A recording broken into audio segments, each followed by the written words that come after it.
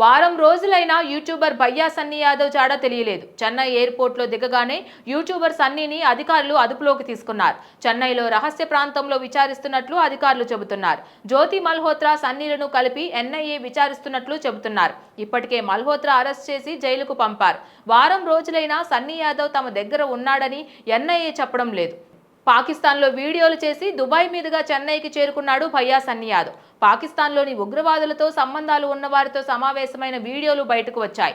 ఇతడితో సంబంధాలు ఉన్న వాళ్లతో సమావేశంపై ఆరా తీస్తోంది ఎన్ఐఏ. కాగా 2 రోజుల కిందట సన్నీ యాదవ్ తండ్రి రవీందర్ ఎన్టీవీతో మాట్లాడారు. భయ్యా సన్నీ యాదవ్ను చెన్నైలో అదుపులోకి తీసుకున్నారని తెలిపారు. సన్నీ యాదవ్ స్నేహితుడు చెర్రీని ఇంట్లో 29న గుర్తు తెలియని వ్యక్తులు అదుపులోకి తీసుకున్నారు. కొద్ది రోజుల క్రితం సెంట్రల్ స్పెషల్ బ్రాంచ్ అధికారులు మా ఇంటికి కూడా వచ్చారన్నారు.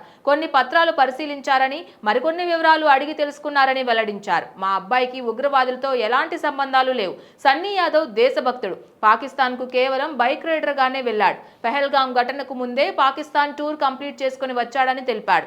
ఎవరు ఎందుకు అదుపులోకి తీసుకున్నారో చెప్తే నేను కూడా వారికి సహకరిస్తానని తెలిపారు.